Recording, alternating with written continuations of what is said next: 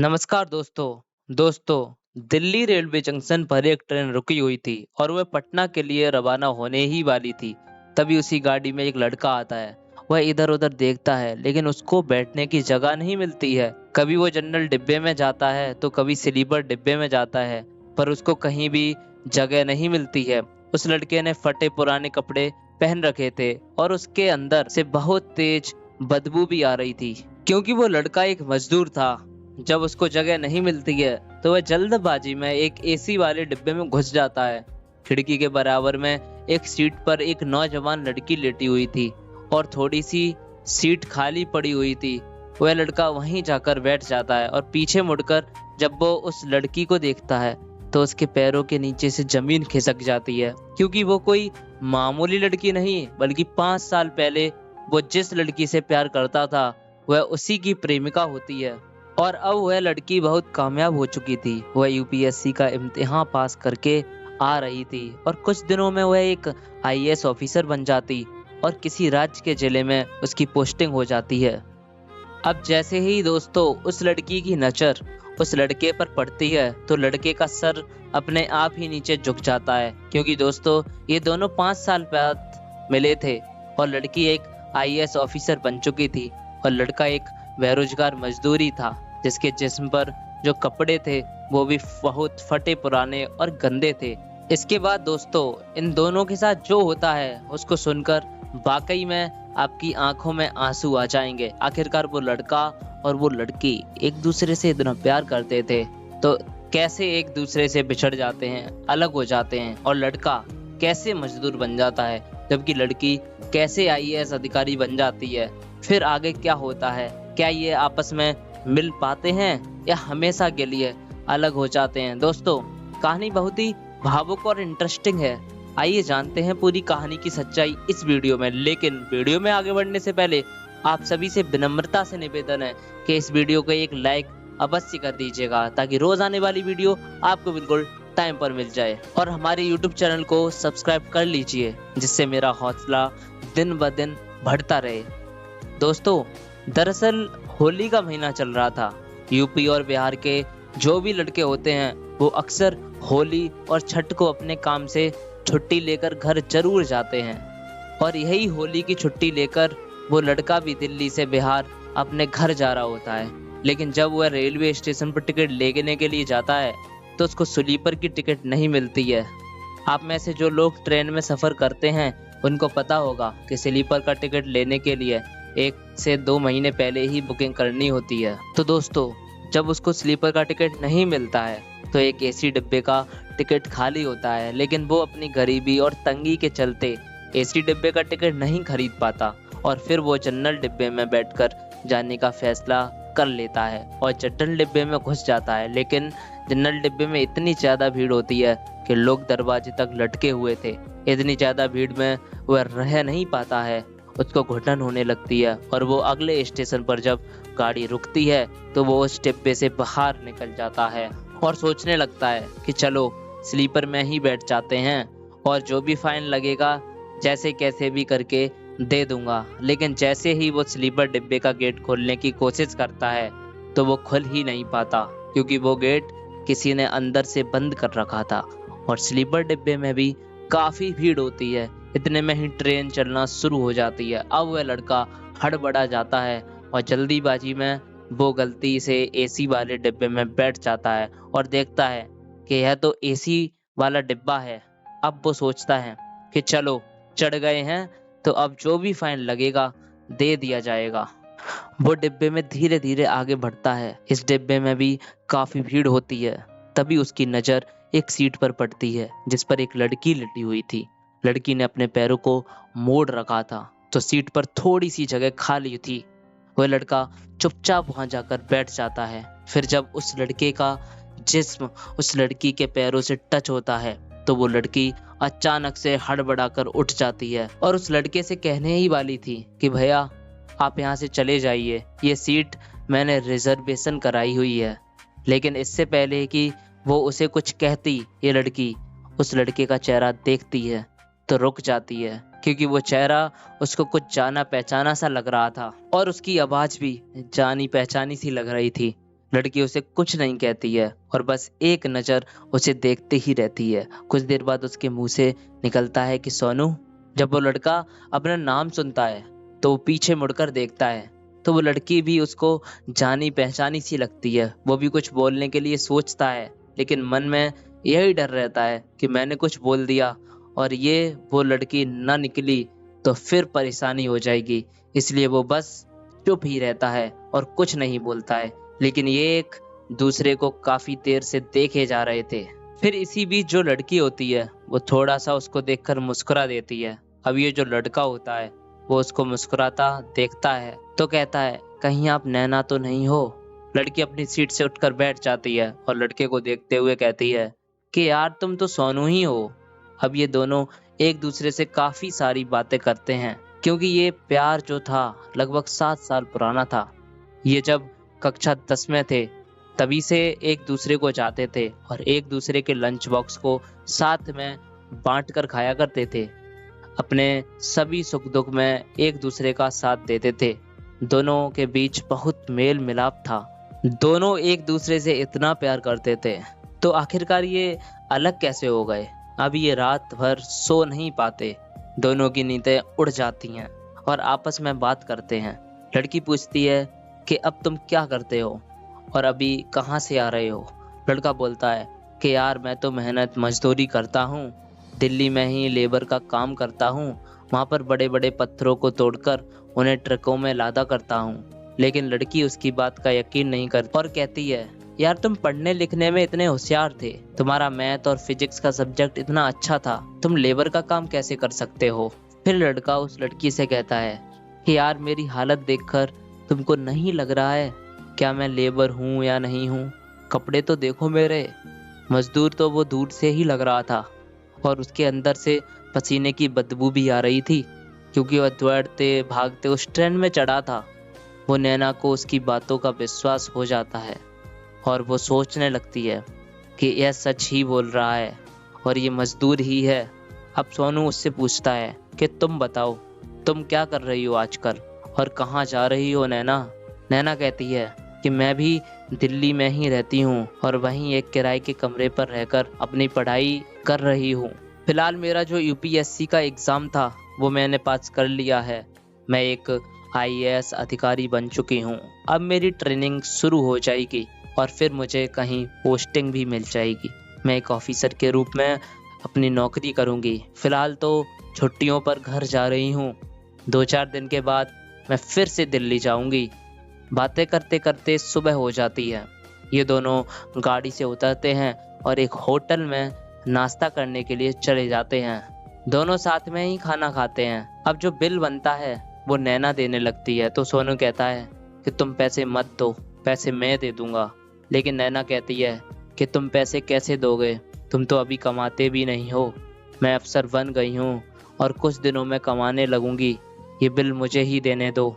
लेकिन फिर सोनू कहता है कि नहीं नहीं, अभी तो तुम कमा नहीं रही हो, जब कमाने लगोगी तो तुम खर्चा कर देना। मैं भले ही 300-400 कमाता हूँ पर कमा तो रहा हूँ ना। फिर लड़की भी कुछ नहीं बोलती है और बिल जो था वो सोनू दे देता है।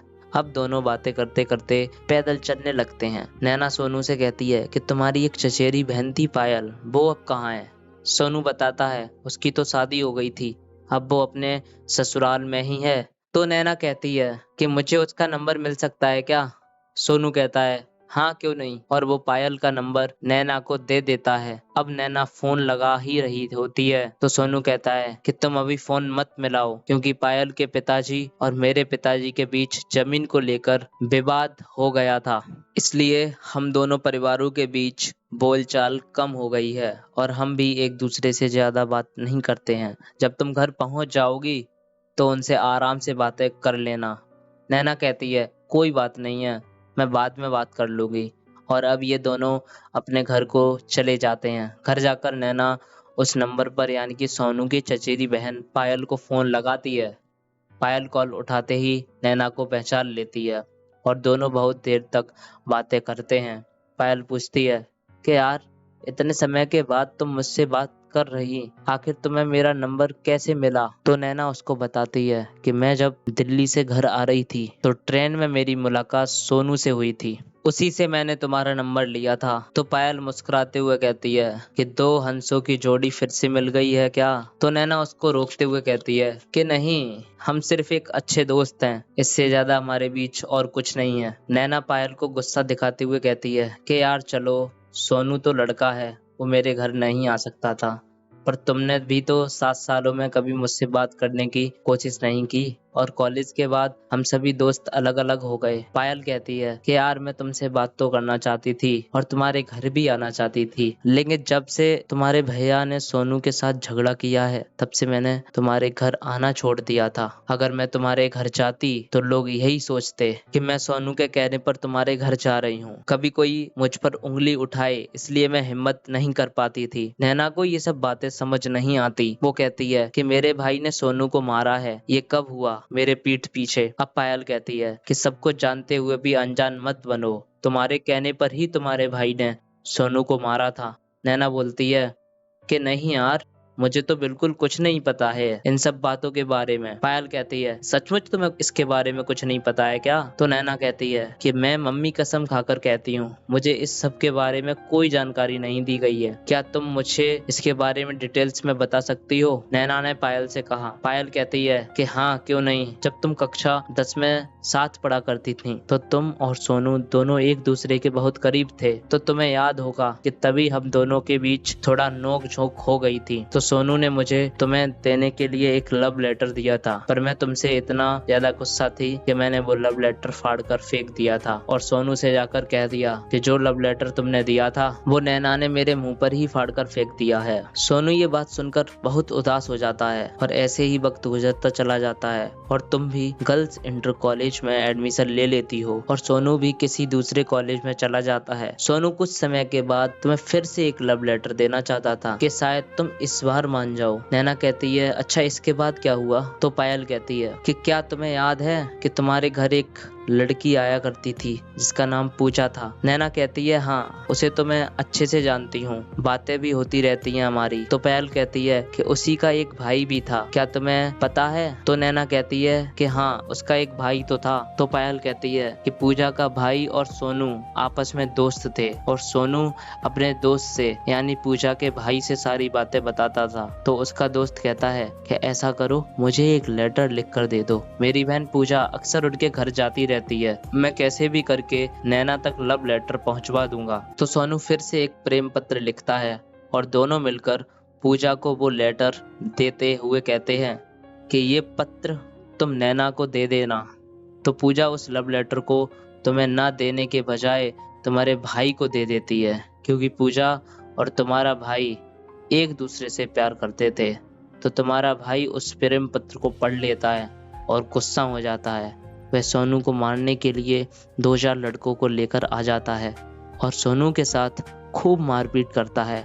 फिर वो लव लेटर सोनू के पिताजी को भी दिखाते हुए कहते हैं कि तुम्हारा ये लड़का क्या क्या हरकत कर रहा है, कॉलेज में ये पढ़ने के लिए जाता है या लड़कीबाजी करने के लिए जाता है? तो मेरे चाचा जी यानी सोनू के पिताजी सोनू को बहुत खरी खरी सुनाते हैं और ये सब होने के बाद सोनू पूरी तरह से टूट चुका था और वह अपने पड़ोसी के साथ दिल्ली चला जाता है। लगभग 6 महीने वो वहीं रुकता है, फिर घर वापस आ जाता है और एडमिशन कराने के लिए कॉलेज जाता है।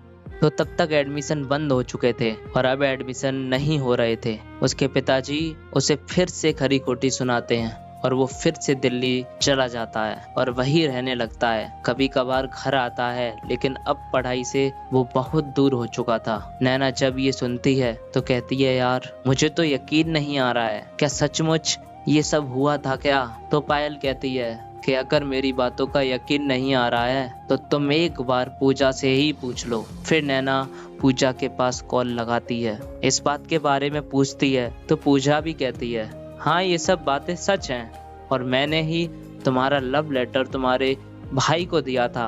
फिर नैना कहती है तुमने ये सब कुछ बहुत अच्छा किया, अब फिर तुम कभी मेरे पास फोन मत करना।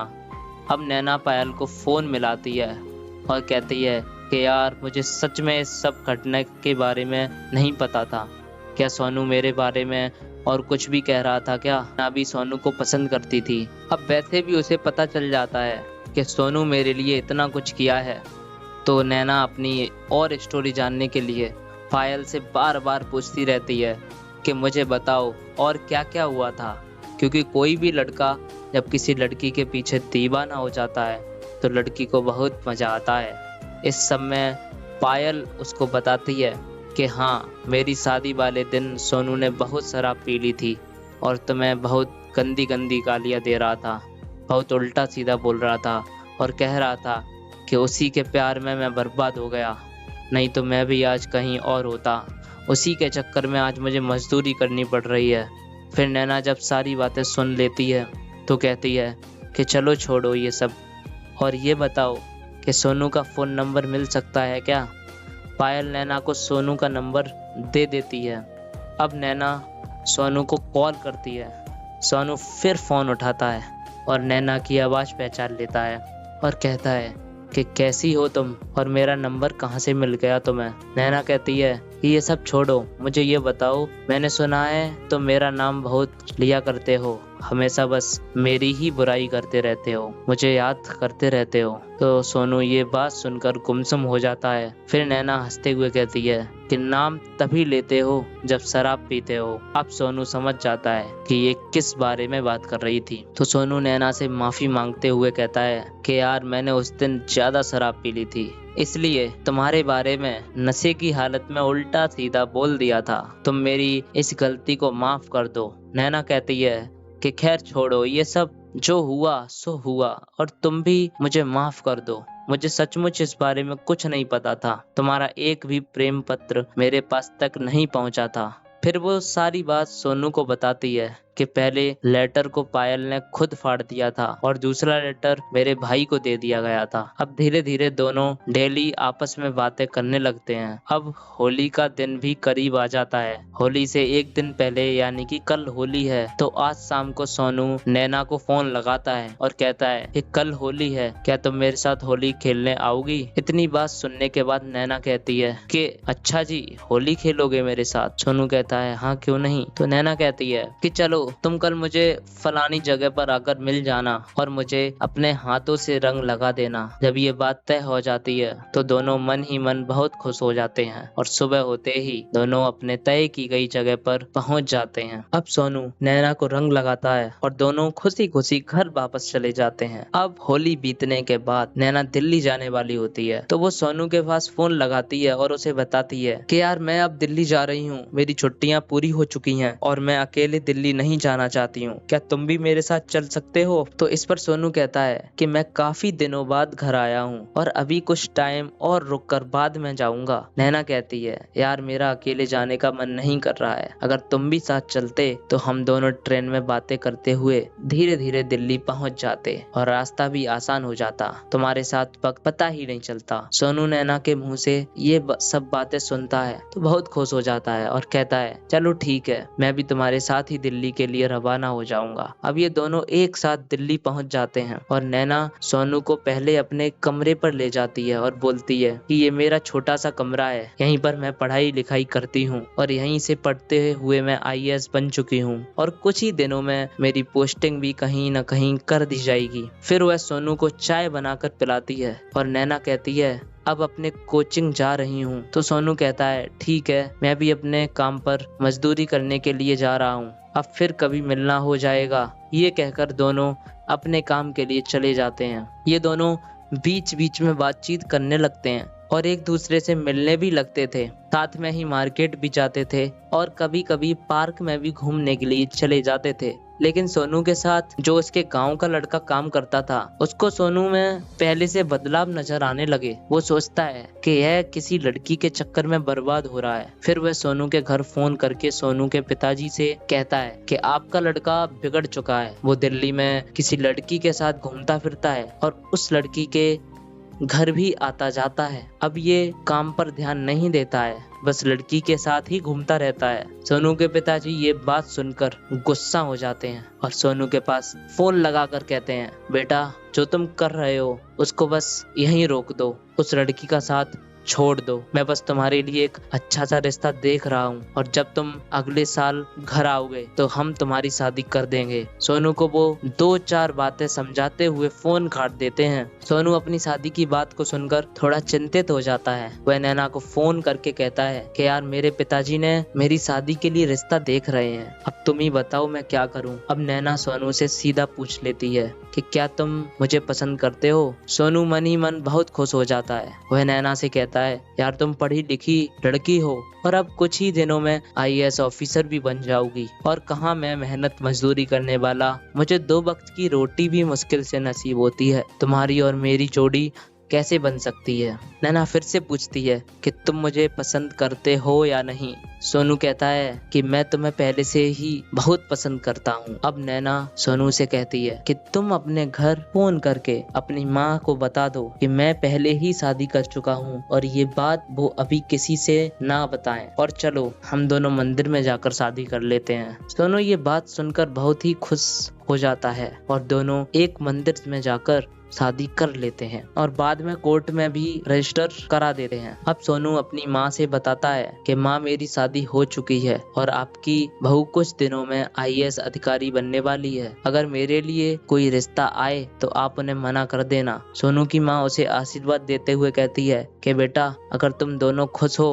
तो तुम्हारी खुशी में ही हमारी खुशी है। अब कुछ दिनों बाद नैना की ट्रेनिंग का फॉर्म आ जाता है। वो फॉर्म को भरती है और उसमें जो मैरिड या अनमैरिड का ऑप्शन होता है उसमें मैरिड वाले पर टिक कर देती है और अपनी ट्रेनिंग पर चली जाती है। और सोनू भी उसकी ट्रेनिंग सेंटर के पास ही कमरा किराए पर लेकर रहने लगता है और कभी कभी वो दोनों मिल भी लिया करते थे। लेकिन जो सोनू की माँ थी उनको ये बात हजम नहीं होती और वो धीरे धीरे गांव में बताने लगती हैं कि मेरी बहू तो एक आईएएस अधिकारी बन चुकी है। उनकी इस बात का कोई यकीन नहीं करता है। अब ये बात नैना के घर तक भी पहुंच जाती है। उसकी फैमिली वाले ये बात सुनकर हैरान रह जाते हैं कि आखिरकार हमारी बेटी एक आईएएस ऑफिसर होकर एक आम आदमी के साथ शादी क्यों करेगी। अब नैना के पिता उसको घर बुलाते हैं और उससे पूछते हैं कि जो ये अफवाह गांव में उड़ रही है क्या ये सच है। तो नैना बेझिझक बता देती है कि हाँ यही सच्चाई है, मैं सोनू से प्यार करती हूँ और हम दोनों ने शादी भी कर ली है, अब वो ही मेरा पति है, मैं अब किसी दूसरे व्यक्ति से शादी नहीं करूंगी। अब नैना के पिताजी मन ही मन सोचते हैं कि उनकी बेटी पढ़ लिख कर एक आईएएस ऑफिसर बन चुकी है,